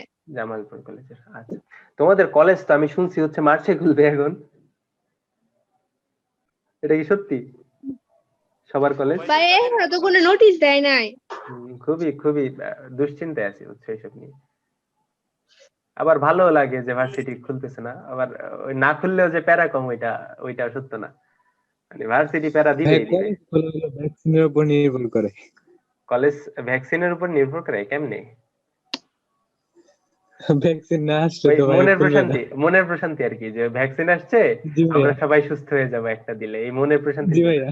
বা ওই দায়বদ্ধতা এড়ানোর জন্য উপরের মহলের, যে আমরা তো আমাদের দায়িত্ব পালন করছি এই জন্য। তো দেখো আমরা এই শিক্ষা পরীক্ষা দিয়ে মেইনলি শনাক্তকরণ করি কাকে জানো? মেইনলি শনাক্ত করি বিভিন্ন ধরনের ক্যাটায়নকে, suppose calcium plus, sodium plus, তারপরে হচ্ছে আরো কি কি থাকতে পারে, স্ট্রোনশিয়াম, ক্যালসিয়াম 2 প্লাস, সরি, তারপরে কি বলে তো আরো কারা আছে, পটাশিয়াম প্লাস আছে। তো এই ধরনের যে ক্যাটায়ন গুলা আছে ওই ক্যাটায়ন গুলা আমরা শিক্ষা পরীক্ষার মাধ্যমে শনাক্ত করতে পারি। সাপোজ তোমাকে একটা দ্রবণ দিয়ে দিল, ঠিক আছে, তোমাকে একটা দ্রবণ দিয়ে দিল কোনো একটা লবণের, ধরো তোমাকে সোডিয়াম ক্লোরাইডের একটা লবণের দ্রবণ দিয়ে দিল। এখন এই দ্রবণ থেকে তোমার বের করতে হবে যে লবণটাতে ক্যাটায়নটা কি, বা এই যে ক্যাটায়ন হিসেবে সোডিয়াম আছে এটাকে তোমাকে শনাক্ত করতে হবে। তুমি কিন্তু জানো না, তুমি একটা কি দেখবা পানির মতো একটা দ্রবণ আছে, এই দ্রবণে কি ক্যাটায়ন আছে তুমি কিন্তু এটা বলতে পারো না বা জানো না। তোমার শিক্ষা পরীক্ষার মাধ্যমে শনাক্ত করতে হবে যে ভাইয়া না এই দ্রবণে আছে কি, এই দ্রবণে যে ক্যাটায়নটা আছে সেটা কি, সোডিয়াম। কেমন? এটা আমরা শিক্ষা পরীক্ষার মাধ্যমে আজকে শনাক্ত করব। তোমাকে একটা আননোন দ্রবণ দিয়ে দিবে যে এই দ্রবণে একটা লবণ আছে, এই লবণে ক্যাটায়ন হিসেবে কে ইউজ হয়েছে ওইটা তোমরা শনাক্ত করো। আমি কি বুঝাইতে পারছি আজকে আমরা শিক্ষা পরীক্ষার মাধ্যমে কি করব মেইনলি? জি ভাইয়া বুঝতে পারছি। জি ভাইয়া। সবাই জি ভাইয়া। কেন বুঝতে পারছো বলো তো? এত বুঝে কেন? আপনি বলছেন আরে না এইসব ওই ইয়ে পটানোর কথাবার্তা বলে লাভ নেই, ঠিক আছে? কেন বুঝো? হ্যাঁ ভাইয়া জানি আপনি পড়বেন না তাই বলছি। একটু কম কম বুঝতে পারো না? শোনো, আচ্ছা থাক এখন বলবো না। তো আমরা ফার্স্টে কি করি বলতো? ফার্স্টে এই যে দ্রবণটা সেই দ্রবণটা তো আছেই, এরপরে আমরা হচ্ছে এই দ্রবণের ক্যাটায়ন শনাক্ত করার জন্য একটা ডান্ডা নিই, বুঝছো? একটা ডান্ডা নিই, কারণ আমরা এই দ্রবণটাকে নিজে ধরবো না বা আমরা হচ্ছে এই আগুনটাকেও ধরবো না, এই জন্য আমরা ডান্ডা নিই। এই ডান্ডাটা কি বলতো? ডান্ডাটা হচ্ছে তাপ পরিবাহী, খুব ভালো রকমের তাপ পরিবাহী। এই ডান্ডাটা নেওয়া হয় সাধারণত প্লাটিনামের। কিসের নেওয়া হয় বলতো? ডান্ডাটা প্লাটিনামের। তো আমি একটু সুন্দর করে প্লাটিনামটা আঁকাই, যে ধরো এটা হচ্ছে প্লাটিনাম, এটা হচ্ছে প্লাটিনামের দণ্ড। 1 নিউ মেসেজেস, আচ্ছা ঠিক আছে, আচ্ছা ঠিক আছে, দাঁড়াও আমি রিপ্লাই দিই। বাংলা টাইপ কেন?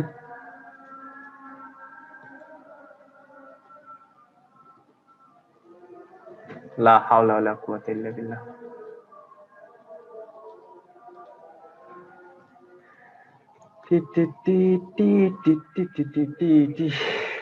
আচ্ছা তাহলে আমরা কি করি বলতো? আমরা হচ্ছে প্লাটিনামের একটা ডান্ডা নিই। কেন নিই? এটা নিয়ে আমরা চামচ হিসেবে ইউজ করার জন্য আমরা কি করি জানো? এই প্লাটিনাম দণ্ডটাকে এই দ্রবণের মধ্যে চুবাই। কি করি বলতো? এই দ্রবণের মধ্যে চুবাই। তো ভাইয়া এই যে দান্ডাটাকে এই দ্রবণের মধ্যে চুবাইলে আমাদের উপকারটা কি হয়েছে? এই কে বলতে পারবো উপকারটা কি হয়েছে? এই দ্রবণ থেকে কিছু পরিমাণ এই প্লাটিনামের চারপাশে লেগে গেছে, তাই না? ঠিক আছে, এই বুঝতে পারছো? জি ভাইয়া। আচ্ছা তাহলে আমাদের এই যে প্লাটিনামের ডান্ডাটা, এটার মধ্যে কি বলতো? দ্রবণ থেকে কিন্তু কিছু পরিমাণ লবণ হচ্ছে লেগে গেছে। তো আমরা এরপরে কি করি? আমরা এরপরে হচ্ছে জিনিসটাকে আরো সুন্দরভাবে ঘটানোর জন্য এটাতে হচ্ছে একটু পরিমাণ HCl অ্যাসিড মিশাই। কেন মিশাই HCl অ্যাসিডটা সেটা আমরা পরে বলবো, ঠিক আছে? আমরা কি করি?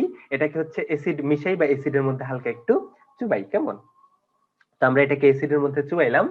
তো অ্যাসিডের মধ্যে চুবানোর পরে আমরা কি করি? রডের যে প্রান্তে দ্রবণটা আছে তার বিপরীত প্রান্তে একটু করে ধরি, ঠিক আছে? ধরতে হবে না তোমার এটাকে নিয়ে যাওয়ার জন্য, এতক্ষণ কিন্তু ধরেছিলাম।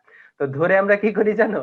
ধরে আমরা এই আগুনের উপরে নিয়ে আসি, ঠিক আছে? সাপোজ ওই যে শিখাটা সেটা হচ্ছে এখানে ছিল, আমরা কি করলাম?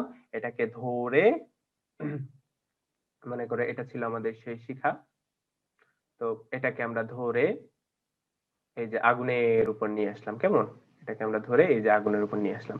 তো আগুনের উপর নিয়ে আসলে ভাইয়া এটা কিন্তু অনুজ্জ্বল শিখা, এটার মধ্যে যে আলাদা ফুলকি বলো, তারপরে আলাদা ওই কালো ধোয়া বলো, কিছু কিন্তু নাই। আছে কি জারণ শিখায়? কিছু কিন্তু নাই। তো এটা ধরার ফলে আমরা কি করি জানো, আমরা বিভিন্ন রঙের রং দেখতে পাই, বিভিন্ন ধরনের রং দেখতে পাই। এই রংটা ডিপেন্ড করে যে ভাইয়া তুমি এই দ্রবণটাতে কি ক্যাটায়ন ইউজ করছো। সাপোজ আমরা সোডিয়াম ক্লোরাইড দ্রবণ এখানে ইউজ করছি এবং ক্যাটায়নটা কি ছিল, সোডিয়াম প্লাস। যখন এখানে সোডিয়াম প্লাস থাকবে তখন আমরা যে কালারটা দেখবো সেটা হবে সোনালী হলুদ। কোন কালারের বলো তো? সোনালী হলুদ। তো এভাবে সোডিয়ামের জন্য পাবো আমরা সোনালী হলুদ, তারপরে আমরা পাবো হচ্ছে ক্যালসিয়ামের জন্য লাল, তারপরে আমরা বিভিন্ন ধরনের ক্যাটায়নের জন্য বিভিন্ন ধরনের বর্ণ পাবো। তো একটা নির্দিষ্ট আয়নের জন্য বা নির্দিষ্ট ক্যাটায়নের জন্য আমরা একটা নির্দিষ্ট বর্ণ পাবো এবং এই বর্ণটা হচ্ছে ফিক্সড। তো এই বর্ণটা যদি আমরা পাই বা আমরা যদি সোনালী হলুদ কালার যেটা সেটা আমরা পাই, তাহলে আমরা বলে দিতে পারবো না যে ভাই এই দ্রবণে ক্যাটায়ন হিসেবে সোডিয়াম ছিল? বলতে পারবো কি? অবশ্যই কিন্তু পারবো। তাহলে এই পুরা জিনিসটা কেউ একজন আমাকে সাম আপ করো তো। আরিফুল তুমি সাম আপ করো তো আমি কি কি করছি শুরু থেকে। আরিফুল, এই আরিফুল, এই আরিফুল তুমি কি ভাগবা? অর্থি, এই অর্থি তুমি কি আসো? আমি ময়মনসিংহ হয়ে যাচ্ছি, বুঝছো, আমি ময়মনসিংহ হয়ে যাচ্ছি। এই অর্থে তুমি বলো তো আমি কি কি করছি বা শিক্ষা পরীক্ষাটা কিভাবে আমি চালাইছি বা কিভাবে এখানে যে সোডিয়াম প্লাস আছে এটা আমি শনাক্ত করছি, বলো তো। আপনি যে ময়মনসিংহ হয়েছেন এতে কোনো সন্দেহ নাই। আরে ভাই এখানে থাকতে থাকতে বুঝছো, মানে আগে অনেক শুদ্ধ ভাষায় কথা বলতাম মনে হয়, আমার নিজের কাছে মনে হয়, কিন্তু এখন হচ্ছে খাঁটি ময়মনসিংহ হয়ে গেছে। আচ্ছা এই অর্থে তুমি আমাকে বলো তো পুরো প্রসেসটা আমি কি কি করছি। আচ্ছা ভাই বলতেছি। একটু জোরে জোরে বলবা। হ্যাঁ হ্যাঁ। প্রথমে তাপ পরিবাহী প্লাটিনামের একটি দণ্ড নিব, দণ্ডটি দ্রবণের ভিতরে চুবাবো। হ্যাঁ হ্যাঁ। তারপর দণ্ডটির গায়ে হাইড্রোক্লোরিক অ্যাসিড দিব, হাইড্রোক্লোরিক অ্যাসিড বুনসেট বার্নারের উপর তাপ দিব। তাপ দেওয়ার পর সোনালী হলুদ বর্ণের শিখা দেখা যাবে। হ্যাঁ, যদি সোনালী, এখন সোনালী হলুদ বর্ণই যে দেখা যাবে এমন না, যদি সোনালী হলুদ বর্ণ দেখা যায় তাহলে আমরা বুঝবো এখানে সোডিয়াম আছে। ঠিক আছে? সাপোজ, ভাইয়া, হ্যাঁ বলো। আমার একটা কোশ্চেন ছিল ভাইয়া। হ্যাঁ বলো। ভাই হাইড্রোক্লোরিক অ্যাসিড কি ভাই আমরা দ্রবীভূত অবস্থায় নিব নাকি পাউডার আকারে? এটা অবশ্যই দ্রবীভূত আকারে নিব, পাউডার আকারে নিলে বিক্রিয়া করবে না, এটা বলতেছি আমি। হাইড্রোক্লোরিক অ্যাসিড নেওয়ার কারণটা আমি বলতেছি। তাহলে আমরা মেইনলি বিভিন্ন ধরনের আয়ন, সাপোজ এখানে যদি সোডিয়াম প্লাস আয়ন না থাকে লিথিয়াম প্লাস আয়ন থাকতো, তাহলে কিন্তু আমরা এখানে সোনালী হলুদ বর্ণ দেখতাম না, আমরা দেখতাম ক্রিমসন রেড বা টকটকে লাল একটা হচ্ছে অগ্নিশিখা দেখতাম। তখন আমরা বুঝতাম যে ভাই এখানে যে ক্যাটায়নটা ছিল সেটা কি বলতো, লিথিয়াম। কেমন? তাহলে আমরা এই যে বিভিন্ন ধরনের কালার, ওই কালারটা দেখে কি বুঝতে পারি যে এখানে কোন আয়নটা ছিল বা কোন ক্যাটায়নটা ছিল। আমি কি বুঝাইতে পারছি? কমপ্লিট? জি ভাইয়া। তাহলে চলো আমরা দেখে ফেলি। তাহলে চলো আমরা দেখে ফেলি। আয়ন শনাক্তকরণে কি? হ্যাঁ হ্যাঁ, আয়ন শনাক্তকরণে মনে করেন সোডিয়ামের নিব, তাহলে কি সোডিয়ামের একটা লবণ নিব বা ক্যালসিয়ামের লবণ নিব? সোডিয়ামের লবণই দিবে তোমাকে দ্রবণ, সোডিয়াম তো এমনি দিবে না, লবণই দিবে। মানে যে ধাতুটা নিব ওই ধাতুর লবণ? হ্যাঁ, ওই ধাতুর লবণটাই নেবে। আলটিমেটলি ওই লবণে আমাদের ক্যাটায়ন থাকে আর অ্যানায়ন থাকে। তো শিক্ষা পরীক্ষার মাধ্যমে আমরা মেইনলি ক্যাটায়ন গুলো শনাক্ত করি। তো আমরা চলো দেখে ফেলি যে কোন কোন আয়ন গুলোর জন্য আমরা এই যে জারণ শিখায় কোন কোন রং দেখবো। যেমন সোডিয়াম, আমরা সবার প্রথমে লিথিয়াম দেখি, যে লিথিয়ামের জন্য আমরা দেখবো ক্রিমসন রেড। কি দেখবো বলতো? Crimson red. আচ্ছা এই ক্রিমসন রেড বা টকটকে লাল, এটা মনে হয় মেয়েরা বেশি জানে, চিনে, তাই না? টকটকে লাল কেমন? Crimson red. আচ্ছা লিপস্টিক, এটা গাঢ় লালও বলছে বইতে। তো যেটা দেখবো সেটা কিন্তু কি খালি চোখে দেখবো। এই কালার গুলো আমরা যেগুলো লিখবো এখন সেগুলো হচ্ছে খালি চোখে লিখবো। তো বলবো আরো আরো ব্যাপার স্যাপার আছে এখানে। তো সোডিয়ামের জন্য আমরা দেখবো সোনালী হলুদ। কেমন? আমি প্লাস প্লাস এগুলো লাগাই দিই কারণ ক্যাটায়ন তো। সোডিয়াম প্লাস আয়নের জন্য আমরা দেখবো সোনালী হলুদ। এখান থেকে একটা এমসিকিউ তোমরা যে কোনো সময় যে কোনো জায়গায় পাবা, কেমন? ওইটা অ্যাডমিশন হোক বা এসএসসি হোক, যে কোন আয়নের জন্য তোমরা কোন কালার পাচ্ছ, সোনালী হলুদ। তারপরে আর কি আছে বলো তো? আর হচ্ছে পটাশিয়ামের জন্য, পটাশিয়ামের জন্য আমরা পাবো লালাভ বেগুনি, লালাভ বেগুনি, লালচে বেগুনি আর কি।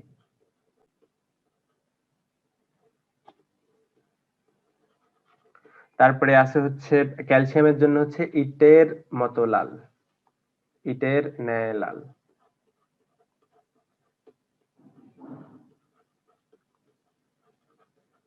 তারপরে আরো আছে হচ্ছে কপার। কপারের জন্য হচ্ছে নীলাভ সবুজ। কপারের জন্য হচ্ছে নীলাভ সবুজ।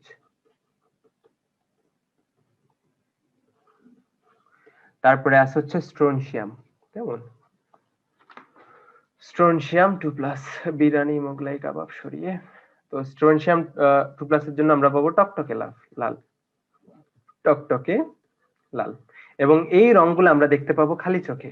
ঠিক আছে, খালি চোখে যখন আমরা জারণ শিখার দিকে তাকাবো তখন আমরা এগুলা রংগুলা দেখবো। এবং এখানে তোমাদের একটা এমসিকিউ আছে। তো একটা এমসিকিউ যেহেতু আছে, তোমাদের এই জিনিসটা একটু মনে রাখা লাগবে না কষ্ট করে। আজকে এরকমই একটা টপিক নিয়ে আমরা আলোচনা করব, সেটা হচ্ছে কোন ক্যাটায়ন শিক্ষা পরীক্ষায় কোন ধরনের বর্ণ দেয়। তো এই শিক্ষা পরীক্ষা থেকে তোমাদের অ্যাডমিশন টেস্ট এবং এসএসসি তে ব্যাপক কোশ্চেন আসে। তো তোমরা স্ক্রিনে একটা কোশ্চেন দেখতে পাচ্ছ, শিক্ষা পরীক্ষায় কোনটি হলুদ শিখা প্রদর্শন করে। এটা এসেছিল ঢাকা ইউনিভার্সিটি 13-14-তে। এবং এরকম আরো একটা কোশ্চেন রিসেন্টলি মেডিকেল অ্যাডমিশন টেস্টে আসছে, যেটা ছিল এরকম যে বেরিয়াম কোন বর্ণ দেয় শিক্ষা পরীক্ষায়। তো এগুলো আমাদের কি বলতো, তার মানে শিক্ষা পরীক্ষা আমাদের মনে রাখা লাগবে শিক্ষা পরীক্ষায় কে কোন ধরনের বর্ণ দেয়। তো এগুলা মনে রাখার জন্য তোমাদের কোনো শর্টকাট সূত্র বা ছন্দ আমি তোমাদেরকে ইউজ করতে দেখি নাই। এজন্য আমি নিজে একটা ছন্দ বানিয়েছি, যেটা আমার সাথে সাথে তোমরা এখনই লিখে ফেলো। এই ছন্দের মাধ্যমে তোমরা খুব ইজিলি মনে রাখতে পারবা শিক্ষা পরীক্ষায় কোন ক্যাটায়ন কোন বর্ণ প্রদর্শন করে। তাহলে লিখে ফেলো। আমরা খুব মজার একটি ছন্দ লিখবো। ছন্দটা এরকম, কাইল্লা কাউসারের নাতনি। ঠিক আছে, তো কাইল্লা কাউসার হচ্ছে একজন ব্যক্তি। তো এখানে বর্ণবাদীর কোনো কিছু আনবা না, এটা নিতান্তই আমরা কি নিছক মজার ছলে মনে রাখার জন্য বলতেছি। কেমন? তাহলে লিখে ফেলো, কাইল্লা কাউসারের নাতনি। এই যে কাইল্লা কাউসারের নাতনি, নাতনি। তার যে নাতনিটা আছে সেই নাতনির নাম হচ্ছে সোনালী। কেমন? সোনালী। তো সোনালী হচ্ছে পাবে। ঠিক আছে, কি পাবে চলো দেখে ফেলি কি পাবে। তো কাইল্লা কাউসারের যে নাতনি আছে তার নাম হচ্ছে সোনালী, সে পাবে কিছু একটা পাবে। কি পাবে? লীলা স্যার নামে একজন স্যার আছে। ঠিক আছে, লীলা স্যার নামে একজন স্যার আছে। তো লীলা স্যারের আবার কি আছে বলতো ভাইয়া? লাল একটা বাড়ি আছে। ঠিক আছে, লীলা স্যারের কি আছে? লাল একটা বাড়ি আছে। তাহলে কাইল্লা কাউসারের নাতনি সোনালী পাবে লীলা স্যারের লাল বাড়ির।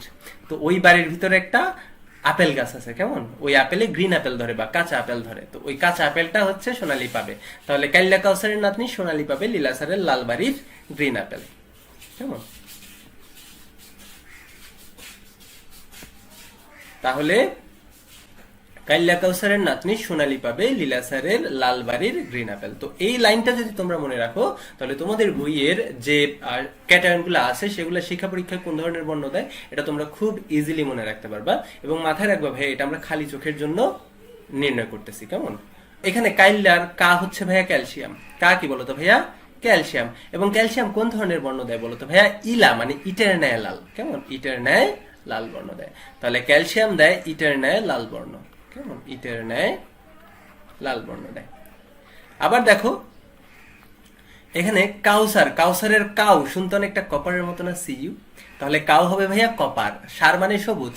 ঠিক আছে, কপার কোন ধরনের বর্ণ দেয়? তার মানে নীলাভ সবুজ বর্ণ দেয়। কেমন? সবুজ বর্ণ দেয়।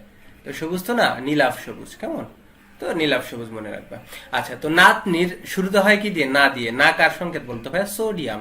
তো সোডিয়াম কোন ধরনের বর্ণ দেয়? নাতনি হচ্ছে সোনালী। তাহলে সোনালী মানে সোনালী হলুদ। ঠিক আছে, তাহলে সোডিয়াম কোন ধরনের বর্ণ দেয়? সোনালী হলুদ বর্ণ দেয়। ঠিক আছে। পাবের পা শুনতে অনেকটা পটাশিয়ামের মতো না? পাবের পা কিন্তু শুনতে পটাশিয়ামের মতো, এই জন্য পা দিয়ে আমরা মনে রাখবো পটাশিয়াম। পটাশিয়াম কোন ধরনের বর্ণ দেয়? এই যে বে, মানে বেগুনি। কেমন? পটাশিয়াম তাহলে কোন ধরনের বর্ণ দিবে শিক্ষা পরীক্ষায়? বেগুনি বর্ণ দিবে। তো লীলা, লীলার লি হচ্ছে ভাইয়া লিথিয়াম। ঠিক আছে, এবং আমরা জানি লিথিয়াম দেয় হচ্ছে ক্রিমসন রেড বা গাঢ় লাল। ঠিক আছে, তার মানে লিথিয়াম কোন ধরনের বর্ণ দিবে? লাল বর্ণ দিবে। তারপরে স্যার হচ্ছে কি? স্ট্রোনশিয়াম। কোন বর্ণ দেয় বলতো ভাইয়া? লাল বর্ণ দেয়।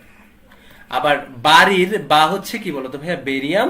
গ্রিন আপেল কি বলতো ভাইয়া? Apple green. ঠিক আছে, গ্রিন আপেল কি বলতো ভাইয়া? Apple green colour. তো আপেল গ্রিন কালারটা হচ্ছে মূলত কাঁচা আপেলের যে কালারটা হয়, কাঁচা আপেলের যে কালারটা হয় সেটাকে আমরা বলি আপেল গ্রিন কালার। এটা যদি তোমরা দেখো দেখবে এটার কালার হয় হলুদাভ সবুজ। কেমন? একটু হলদেটে সবুজ হয়, তাহলে এটাকে আমরা হলুদাভ সবুজও বলতে পারি। তো আপেল গ্রিন কালার দেয়। হলুদাভ সবুজ। তাহলে এই ছন্দের মাধ্যমে আমরা ইজিলি মনে রাখতে পারি যে ভাইয়া ক্যালসিয়াম দেয় ইটারনাল লাল কালার, কপার দেয় হচ্ছে নীলাভ সবুজ কালার, সোডিয়াম দেয় সোনালী হলুদ কালার, পটাশিয়াম দেয় বেগুনি কালার, লিথিয়াম দেয় ভাইয়া ক্রিমসন রেড বা গাঢ় লাল, স্ট্রোনশিয়াম দেয় লাল কালার, বেরিয়াম দেয় কি বলতো ভাইয়া হলুদাভ সবুজ বা আপেল গ্রিন। তো এভাবে তোমরা খুব সহজেই শিক্ষা পরীক্ষায় কোন ক্যাটায়ন কোন ধরনের বর্ণ দেয় এটা তোমরা মনে রাখতে পারবে। এখন যদি আমরা কোশ্চেনে আসি, শিক্ষা পরীক্ষায় কোনটি হলুদ শিক্ষা প্রদর্শন করে, দেখো ভাইয়া এখানে হলুদ শিক্ষা প্রদর্শন করে কে বলতো ভাইয়া নাতনি সোনালী, ঠিক আছে, সোডিয়াম সোনালী হলুদ। তার মানে এখানে সোডিয়াম হবে কি আমাদের সঠিক উত্তর। এটা দেওয়ার সাথে সাথে তোমরা ঢাকা ইউনিভার্সিটিতে গুরুত্বপূর্ণ এক এগুলা নিয়ে আমি একটু পরে আলোচনা করব। তাহলে আমাদের শিক্ষা পরীক্ষা কিন্তু কমপ্লিট, যে ভাই আমরা এভাবে শিক্ষা পরীক্ষা করতেছি। তো আমাদের মনে কয়েকটা প্রশ্ন জাগার কথা। প্রথম যে কোশ্চেনটা জাগার কথা, ভাই আমরা এখানে HCl অ্যাসিড কেন ইউজ করলাম? HCl অ্যাসিডের কি আসলে কোনো কাজ দেখছো এখানে? বলো তো। না ভাইয়া কিছু তো দেখলাম না। একটা কাজও দেখো নাই, একটা কাজও দেখো নাই।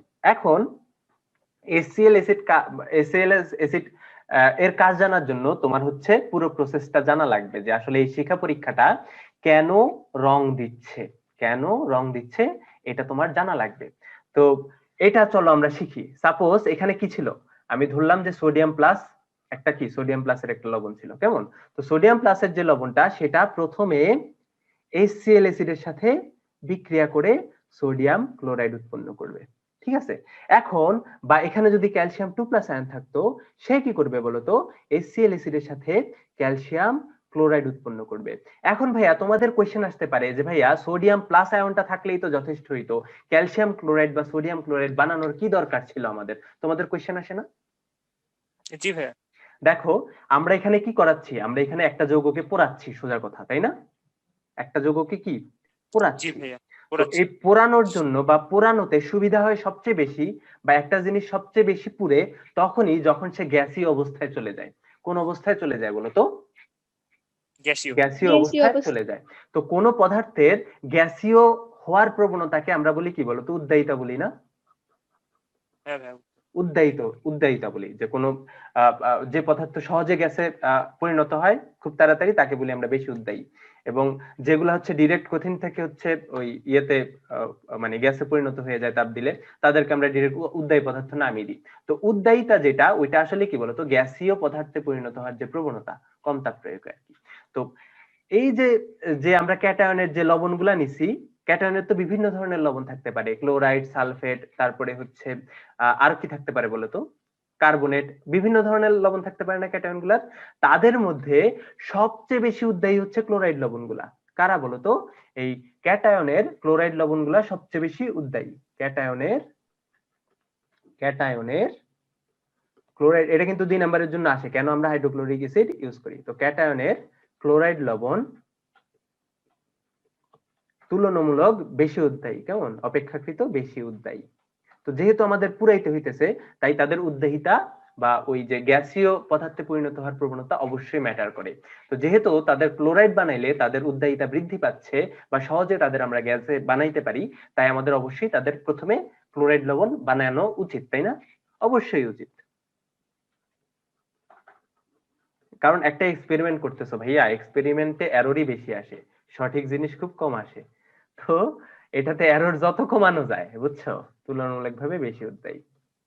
তো এই যে উদ্দায়ী, আমার হয়েছিল। হ্যাঁ হ্যাঁ হ্যাঁ বলো, তোমার হয়েছে কোথায়? ভাইয়া প্রোগ্রামিং এ আমি ওয়েবসাইট বানাই, সেটা ভাই ক্লিক করি এরর আসে খালি। হ্যাঁ হ্যাঁ হ্যাঁ। পরে আবার কোড নতুন করে জেনারেট করা লাগছে। এই যে মানে উদ্দায়িতার যে ধর্ম, হ্যাঁ হ্যাঁ হ্যাঁ, ওই কোডিং এ তো কোডিং মানেই ভুল, বুঝছো, কোডিং মানেই ভুল। একটা লিখবা ভুল হবে, আরেকটা লিখবা দেখবা কোথায় ভুলে আছে, মাথা পুরো নষ্ট। জি ভাই, প্রচুর ধৈর্য লাগে। হ্যাঁ হ্যাঁ, ধৈর্য লাগে, ভালোই ধৈর্য লাগে। আচ্ছা, তো ক্যাটায়নের যে ক্লোরাইড লবণ তুলনামূলকভাবে বেশি উদ্দায়ী, এই উদ্দায়িতা বাড়ানোর জন্য আমরা কি করি? ফার্স্টে হাইড্রোক্লোরিক অ্যাসিড কিছু পরিমাণে দিই। তো এটা কিন্তু তোমাদের 2 মার্কের কোশ্চেনে আসে। তো তোমাদের এভাবেই লিখতে হবে যে আসলে ক্লোরাইড লবণ যেগুলা, সেগুলা কি তুলনামূলকভাবে বেশি উদ্দায়ী, এবং যেহেতু তারা বেশি উদ্দায়ী, এই উদ্দায়ী বানানোর জন্য আমরা HCl অ্যাসিড ইউজ করে আমরা প্রথমে তাদের কি বানাই বলতো? তাদের ক্লোরাইড লবণ বানাই, কেমন? তো আমাদের কাজ শেষ। তাহলে আমরা বুঝে গেলাম যে ভাইয়া কেন আমরা HCl অ্যাসিড এখানে ইউজ করতেছি। তো তারপরে আমাদের যে জিনিসটা জানা লাগবে সেটা হচ্ছে কেন তারা কালার দিচ্ছে, তাই না? কেন তারা কালার দিচ্ছে। তো আমি কালার দেওয়ার জন্য একটা যে কোনো যৌগকে নিই, সাপোজ আমি লিথিয়ামকে নিলাম বা যে কোনো একটা যৌগ, এখানে কিছু সাপোজ এই একটা যৌগ নিলাম বা এই একটা ক্যাটায়নকে নিলাম। তো ক্যাটায়নের কি বলতো, যোজ্যত স্তরে অনেকগুলা বা একটা বা এক বা একাধিক ইলেকট্রন থাকতে পারে না বলতো? জি ভাইয়া। হ্যাঁ, তাহলে তোমরা পারমাণবিক বর্ণালী পড়ে আসছো না, তো তোমাদের এটা সহজ লাগবে। তো আমরা যখন তাপ প্রয়োগ করি, বুনসেন বার্নার দিয়ে প্রচুর পরিমাণে তাপ প্রয়োগ করি, তখন কি হয় বলতো? তখন হচ্ছে এই ইলেকট্রন গুলা শক্তি শোষণ করে, তাই না?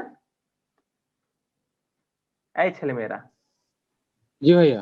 শক্তি শোষণ করে তারা কোথায় চলে যায়? তারা উপরের শক্তি স্তরে চলে যায় না বলতো? উপরের স্তরে। উপরের স্তরে চলে যায়। এখন এই উপস্তরে চলে গেল, উপরের স্তরে চলে গেল, এখন তারপরে কি হবে বলতো? যখন ওই তাপ প্রয়োগ করা শেষ হয়ে যাবে বা ওই যে তাপ আগের মতো তারা গ্রহণ করতে পারবে না, তখন কি হবে বলতো? তখন তারা আবার যে তাদের যে তাপ শক্তি গুলা আছে সেগুলা কি করবে? তারা বিকিরণ করবে না? বিকিরণ করে আবার নিচের শক্তি স্তরে আসতে যাবে না? অবশ্যই কিন্তু একটা সময় তারা ওই যে যে শোষিত শক্তিটা সেটা কি বিকিরণ করে নিচের শক্তি স্তরে আসতে চাইবে। তো এই বিকিরিত শক্তি ডেল্টা ইজ ইকুয়াল টু আমরা কি জানি বলতো? SC by lambda. এবং এই ল্যামডার উপর ডিপেন্ড করে আমরা বিভিন্ন ধরনের কালার দেখতে পাই না? আমরা পারমাণবিক বর্ণালীতে পড়ছি। আনিকা, এই আনিকা, আনিকা। জি ভাইয়া।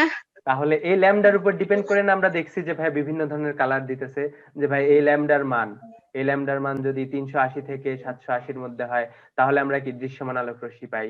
তার মধ্যে প্রথমে আমরা কি পাই? 380 থেকে 424 পর্যন্ত আমরা পাই বেগুনি, তাই না? তারপরে 424 থেকে কত 500 পর্যন্ত মনে হয় নীল পাই, না 450 পর্যন্ত নীল পাই, 450 থেকে 500 পর্যন্ত পাই আসমানি।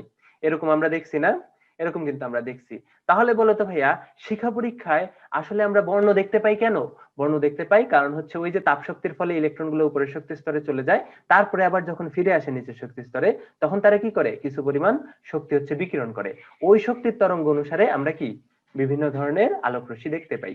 তো ওইটা এক এক পরমাণুর জন্য বা এক এক ক্যাটায়নের জন্য কি হয়? এক এক বর্ণের হয়। তো তাদের এই নির্দিষ্ট বর্ণ দেখে আমরা ওই যে ক্যাটায়নটা ওইটা কিন্তু আমরা কি শনাক্ত করতে পারি, তাই না? ক্লিয়ার হইছো? জি ভাইয়া। এটা কিন্তু মোটেও হ্যাঁ হ্যাঁ, ভেরি গুড। এটা কিন্তু মোটেও কোনো সহজ টপিক না। ক্লিয়ার হইলে আলহামদুলিল্লাহ, তোমরা অনেক মেধাবী স্টুডেন্ট। ক্লিয়ার না হইলে ভাই আমারে বলো। তো এই জন্য হচ্ছে আমরা পাই কি বলতো? আমরা হচ্ছে দেখি যে আসলে বিভিন্ন ধরনের বর্ণ পাইতেছি আমরা, বা শিক্ষা পরীক্ষার মাধ্যমে আমরা বিভিন্ন ধরনের ক্যাটায়ন কিন্তু শনাক্ত করতে পারতেছি। তোমাদের কি অনেক বিরক্ত লাগতেছে থিওরি পড়তে পড়তে? কারণ এখানে সব বোঝার জিনিস। না ভাইয়া। এখানে কিন্তু সব বোঝার জিনিস। আচ্ছা আরিফ বলো তো, আরিফ। জি ভাইয়া। তুমি কোথায় আছো এখন? ভাইয়া জামালপুরে। জামালপুরে। তোমার কলেজ কোথায়? শহীদ নজরুলে। শহীদ নজরুলে। তুমি আসবা কবে? এখনো ঠিক করি নাই ভাইয়া। আচ্ছা, বন্ধুরা যখন যাবো। তোমাদের কলেজ খুলতে খুলতে দেখবা তোমাদের 4 নাম্বার চ্যাপ্টার শেষ, প্রায় শেষ আর কি। ফেব্রুয়ারি, এখন জানুয়ারি না? হ্যাঁ হ্যাঁ, কলেজ খুলতে খুলতে বইও শেষ হওয়ার একটা পসিবিলিটি আছে হয়তো। তো দেখা যাক কি হয়, সবই আল্লাহর ইচ্ছা। যখন ভালো হয় হবে, তখন হচ্ছে হয়তো দেখা সাক্ষাৎ হইতে পারে। তারপরে আর কি আছে বলো তো? আজকে আমার গল্প করতে ইচ্ছে করতেছে। এই মিলি, তোমার অবস্থা বলো, তুমি কোথায় থাকো? মিলি ভাইয়া এখন আমি নেত্রকোনাতে। নেত্রকোনাতে? তো নেত্রকোনাকে নেত্রকোনা কেন বলা হয় বলো তো? এই শোনো, নেত্র মানে হচ্ছে তেনা, এটা জানো? তেনা বুঝো? না ভাইয়া। তেনা মানে হচ্ছে যেগুলা দিয়ে আমরা ওই ইয়ে করি, তুলি। আর শোনো, আরো একটা জিনিস আছে, নেত্র মানে কিন্তু চোখ, জানো এটা? জি ভাইয়া। নেত্র মানে চোখ, তেনা এগুলা সবই বলে। আচ্ছা আমরা তেনা টেনা এগুলা বাদ দিলাম, না পচাইতো মানে। তো ওই নেত্রকোনা কি চোখের কোনা? আচ্ছা, এটা কি সীমান্তবর্তী এলাকা নাকি নেত্রকোনা? না ভাইয়া, হাওড় টাওয়ার আছে। তাহলে এটা চোখের কোনা কেন বলা হয় বলো তো? জানি না ভাইয়া। এই এটা কে বলতে পারবা? কে আছো মেধাবী? কে আছো এখানে? সবাই তো মেধাবী। কে বলবা? সাজিদ নাইলে নাশিতা। কেন? এই সামিয়া, এই ব্যাপারে কিছু জানি। এই সামিয়া, তুমি জানো এটা? মিলজ? জি না ভাইয়া। না না, এটা জানা লাগবে। নেত্রকোনা শব্দের অর্থ আমার জানাই লাগবে, বুঝছো? এই নেত্রকোনা কেন নেত্রকোনা বলা হয়? যেমন আমাদের বাড়ি হচ্ছে খাগড়াছড়ি, বুঝছো? আমাদের বাড়ি হচ্ছে জি ভাইয়া খাগড়াছড়ি। তো খাগড়াছড়ি। এই খাগড়াছড়ি যেটা, এই খাগড়া শব্দটা আসছে নলখাগড়া থেকে। আগে ওইখানে প্রচুর নলখাগড়া থাকতো, ওইখান থেকে হচ্ছে খাগড়াছড়ি আসছে। কেমন? প্রচুর নলখাগড়া নলখাগড়া মানে পাওয়া যেত। নলখাগড়া মানে এক ধরনের ঝোপ জাতীয় জিনিসপত্র, গাছ আর কি, ও। ঝোপ যেগুলা পুরায় আগুনে, ওইগুলা নলখাগড়া পাওয়া যেত, এই জন্য এটার নাম আসছে খাগড়াছড়ি। তো এরকম কিন্তু প্রত্যেকটা জিনিসের ইয়ে থাকে, একটা ইতিহাস থাকে নামের। তো নেত্রকোনা কি ইতিহাস? আচ্ছা, ময়মনসিংহ এর ইতিহাস কি কেউ বলতে পারবা?